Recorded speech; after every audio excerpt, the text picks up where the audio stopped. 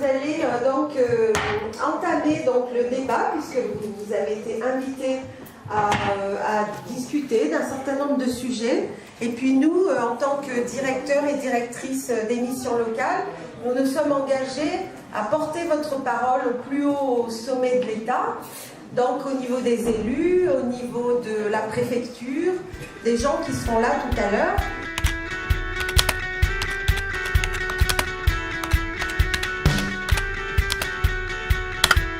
Gaël Chambard, jeune service civique à l'antenne de Gerland de la mission locale. Je m'appelle Camille, je suis service civique à la mission locale de Franchusson. Je m'appelle Calo, je suis de la mission locale de Louvain. Du coup, je m'appelle Hans, je travaille en service civique à la mission locale de Pentes. Moi, je m'appelle Marielle, je suis de la mission locale de Passin. Bonjour, moi c'est Achida et je suis de la mission locale de Vendin. Bonjour, je m'appelle Fatia, je viens de la mission locale de Villefranche-sur-Saône. Bonjour à tous, je m'appelle Morgane, alors enchanté. Je me présente, je m'appelle Guignal, je fais de la mission locale de Villefranche.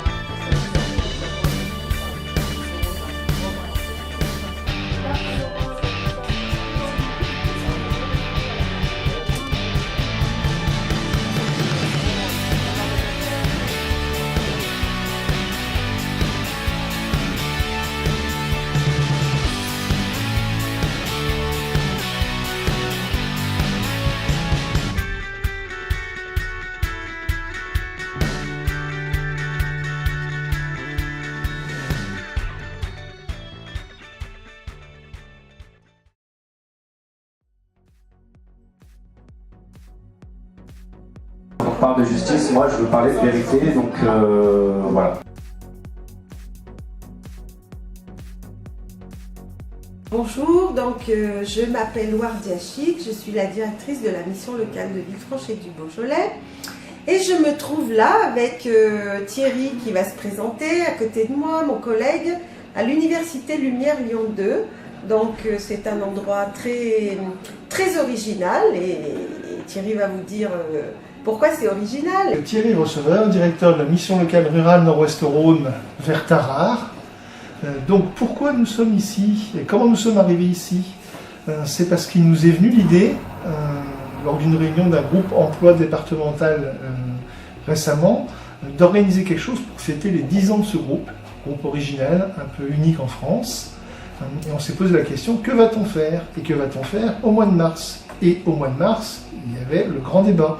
Et dans le grand débat, vous comme moi, vous pouvez constater qu'il n'y a pas de jeunes, ou très peu de jeunes, à la rigueur des lycéens, des étudiants, mais des jeunes qui sont dans le monde du travail, qui cherchent à s'insérer professionnellement, il n'y en avait pas. Donc on a voulu leur donner la parole, on a contacté pour ça la préfecture pour avoir leur soutien, et c'est là que la directrice de cabinet du préfet nous a rappelé, il nous a dit on vous soutient totalement, donner la parole aux jeunes c'est intéressant, et ils nous ont trouvé ces locaux, donc à Lyon 2, à la Maison internationale des langues et des cultures, où nous sommes donc depuis le début de l'après-midi et où les jeunes sont en train de s'exprimer.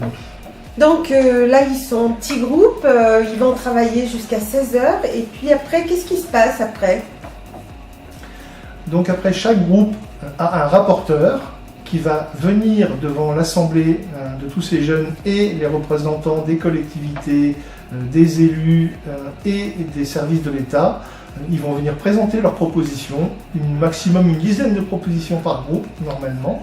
Et après, nous ferons une synthèse de ces propositions que nous mettrons, que nous poserons dès demain, c'est le dernier jour, sur le site du Grand Débat National.